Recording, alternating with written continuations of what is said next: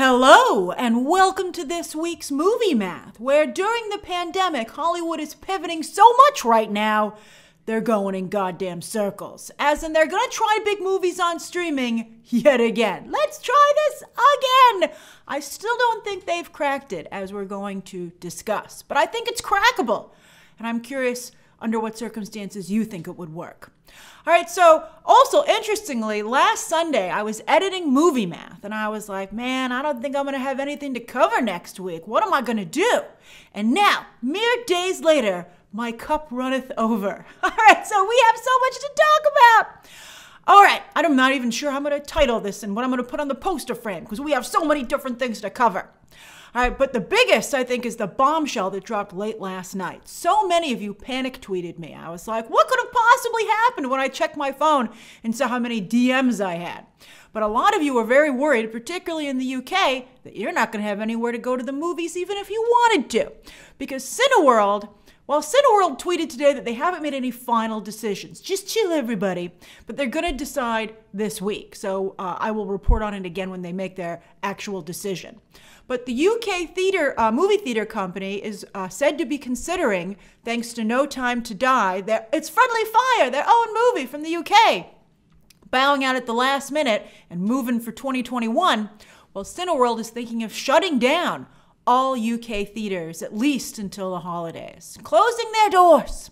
And what's more, Cineworld is the parent company of Regal Theaters here in the US, which is the second biggest theater chain in the United States after AMC. And word is they're planning a partial shutdown here. Deadline reports that they got word that out of the 340 to 400 theaters currently open, that's not screens. I think they have like over 5,000 to 7,000 screens in the US. But I'm talking about locations.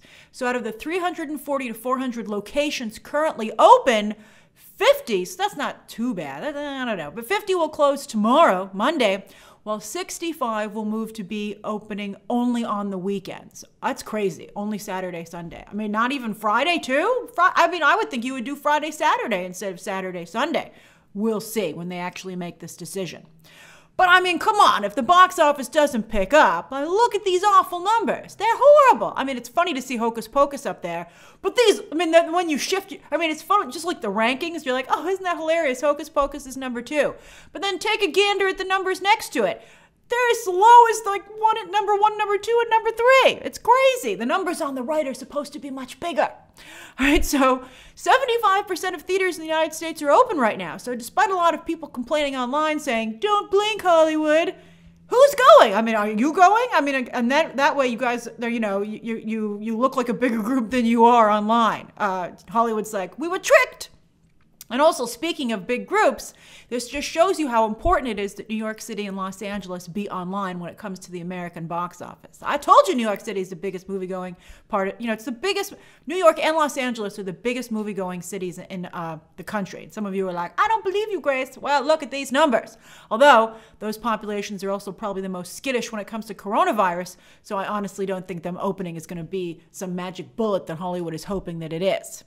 So yeah, if this keeps up, and I think it will, expect not only more Regal theaters to close, but for other theater chains to follow suit. Sure, there's a trickle of movies coming out over the next month or so, but you'll just have to see them on the weekend if you want to see them. And I mean, they're not big movies. I think that their weekend business would be fine.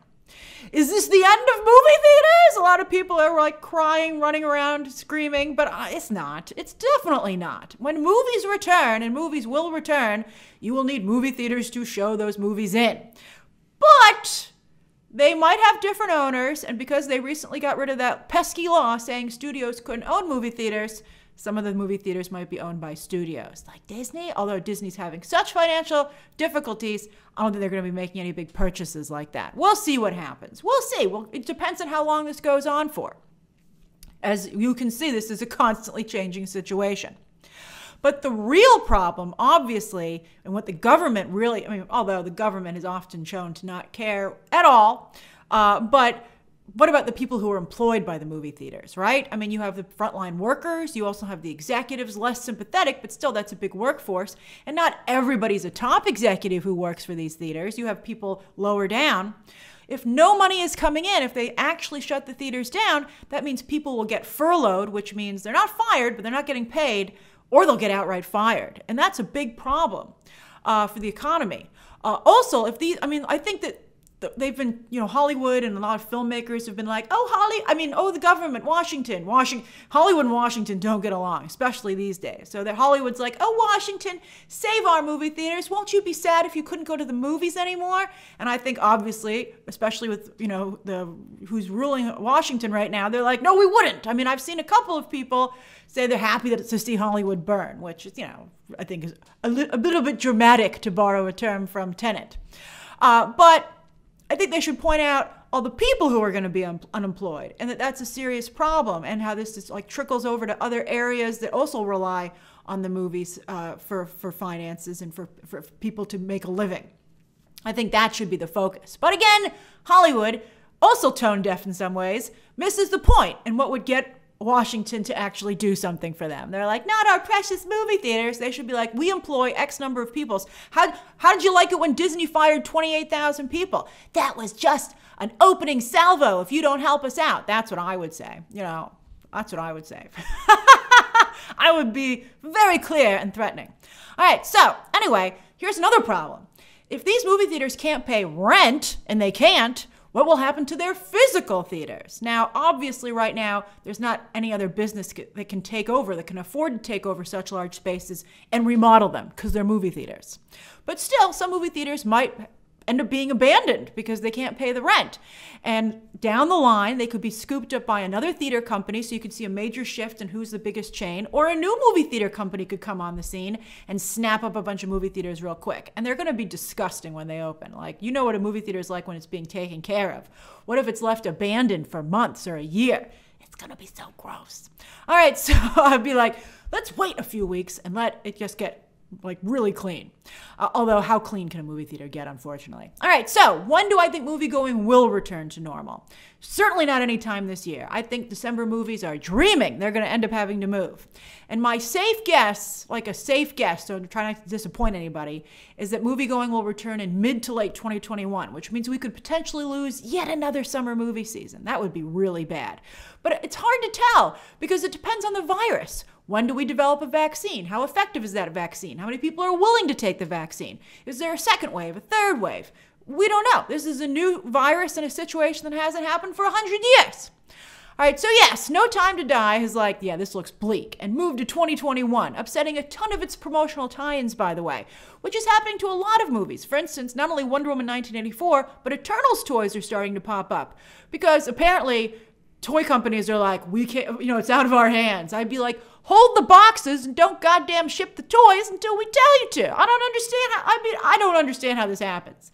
But yeah, the toy companies are like, sorry, we gotta, who would buy these toys except for like some really excited comic book fans, because no one can even go to the stores to get them right now. But that's why you're seeing some leaks, because the toys are coming out, etc., because the movies were supposed to be coming out around now. We were supposed to be getting Eternals soon. Can you believe it? The trade said that No Time to Die would never move. They're like, don't worry, No Time to Die won't let us down, but it did. And they've been also saying that there's no way that Soul will go to Disney+. It's probably going to go to Disney+. And, again, the same places that say it'll never move are now being like, they're thinking of putting it on Disney+. You think? Let's see how Warner Brothers' The Witches does now that it's going to HBO Max, which was just announced. The Robert Zemeckis movie, intended for theaters, will hit Warner Media's new struggling streaming service October 22nd. And internationally, where they don't have HBO Max, it will play in theaters starting October 28th. If any are open. Is The Witches a better test case than Disney's Mulan?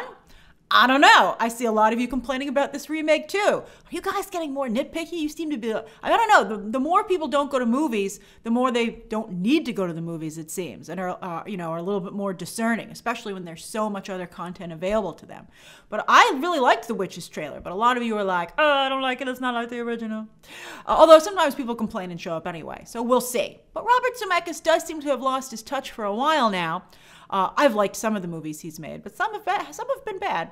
And also, this is, unlike Disney's $30 unlocking fee, Warner Brothers is offering this at no extra cost on HBO Max. But speaking of Mulan, they're still going to try to squeeze some money out of this movie. While you'll be able to stream it at no extra cost on Disney Plus in December, this Tuesday, you'll be able to outright buy a digital copy on iTunes or Amazon, etc. It's still $30, but again, you will own the digital copy. I personally think that Mulan is just too tainted at this point, and it'll be interesting to see where it debuts in the top 10 on, say, iTunes. I don't know if it's going to be number 1, I got to tell you. That would be so embarrassing. Bob Chapek, you really botched this. I mean, it's just bad. Although he didn't greenlight the movie, that's what I would say if I'm Bob Chapek. I'd be like, I got saddled with this, this early Thanksgiving turkey. Same with Tenet, in fact, though. I think Tenet is also much maligned. I feel at this point people have waited so long to see it, and word of mouth is mediocre, that people will continue to wait until they can rent it digitally instead of purchase it digitally. How about you? At what price point will you watch Tenet digitally? Again, I expect Warner Brothers to wait a few weeks to see if New York City and or LA open before sending Tenet to digital. I still think Hollywood needs a better movie to test the streaming PVOD release strategy with. Soul, Wonder Woman 1984, Free Guy from Fox. I hear a new trailer will drop for that tomorrow. We'll see if it still has the same release date. Someone needs to, although if they're dropping a trailer, maybe they're going to put it, it's a Fox movie, so I don't know if they can put it on a streaming service. But someone needs to blink and sacrifice a top-tier crowd pleaser. And I think with the way things are going, someone will blink. All right, meanwhile, MGM finally revealed that Bill and Ted 3 has done about $32 million on PVOD, a far cry from Trolls World Tour's $100 million number. Were those numbers legit? Nobody else can repeat them. I think Universal might have lied. But anyway, rolling in Bill and Ted 3's theatrical numbers, it actually did about the same as Tenet's domestically. So I think that's hilarious. And for Bill and Ted 3, I think this is a very solid number compared to similar films in Keanu's non-franchise work. Plus, it's still a pretty expensive rental, meaning it has a couple of price drops to go, and I think it will continue to generate revenue. As for what you're streaming right now, we've got some sketchy Nielsen numbers this past week. Who knows how they calculate these things? They're like, we have boxes with families, and I'm like, what? But anyway, a nice headline to come out of that is that Amazon's The Boys and Disney Plus's Mulan, the latter just barely, were able to loosen Netflix's chokehold. Seriously, all other 8 movies and shows in the top 10 are from Netflix. But Amazon and Disney Plus got in there. And I have to say, the number 3 ranking for The Boys is incredibly impressive and a rare win for Amazon's streaming service. And it shows why the streaming service, Amazon, has already greenlit a 3rd season and a spin-off show. I'll be doing a spoiler review for The Boys Season 2 on Friday, and we'll talk about the lessons we've learned. Not only Amazon, but us as well. I think they might have successfully transitioned us to the weekly release strategy, even though we did not like it. It was a painful process, but I think it's ended up working out quite well for them, and maybe now we're used to it. But I feel with the season 3, I will cover that show weekly. It's ended up being quite a big deal. So hooray! Over on iTunes, Jessica Chastain's crappy movie is still number 1, so good for her. While 2 new films debuted direct to PVOD and posted solid numbers. Although Diane Lane better watch out, as Kathy Lee Gifford is single white femaling her. I was like, is that Diane Lane? No, it's Kathy Lee Gifford doing the best Diane Lane impression I've ever seen. And I have to say, I did watch the trailer, and that movie looked better than it had any right to. Although I did feel that Craig Ferguson was doing a lot of the heavy lifting. But Kathy Lee Gifford was holding up her end. Did anyone watch that? I have too much other stuff to watch for review, but I'm awfully tempted. All right, over on Netflix, feel-good shows Emily in Paris and the final season of Schitt's Creek, the Emmy-dominating final season of Schitt's Creek, broke through Netflix's darker programming. And Enola Holmes, also pretty chipper, is continuing to do well also. And on Disney Plus, which added a Halloween section, Ask and Ye Shall Receive. You guys were so great tweeting me about that when it went up this week. Hocus Pocus, though, is queen, although no one can unseat The Simpsons, which, of course, has its own Halloween, Treehouse of Horror programming. But anyway, Hocus Pocus doing so well should help light a fire under getting that sequel deal done. Onward also is back in the top 10 because, as some of you wrote me, it debuted in the UK this week on Disney+. While clearly The Nightmare Before Christmas is another holiday favorite, but don't watch it yet. We're doing a watch-along party on Sunday, October 18th for that one, so I hope you'll tune in. As for this coming week, it's starting to be Halloween. On Wednesday, Netflix debuts Adam Sandler's new movie, Hubie Halloween, and we have a watch-along party for that as well. That's this Friday at 7 p.m. Eastern Standard Time, although the movie again debuts on Wednesday. And Hulu on Wednesday debuts Clive Barker's Books of Blood, also a movie. Then on Friday, The Haunting of Bly Manor finally emerges on Netflix. The review embargo for that lifts tomorrow. While Disney premieres National Geographic's take on The Right Stuff, a new series produced by Leonardo DiCaprio. That embargo lifts on Tuesday. The screeners, they took them off the site. They gave them out so early. I was going to watch them this weekend, but I'm planning to hopefully review that as well. So are you planning to watch any of this stuff? Share your thoughts down below. That's this week's Movie Math. Thanks for going over everything with me. Again, share your thoughts about all this down below. Subscribe today. And of course, as always, you can check out some more videos right now.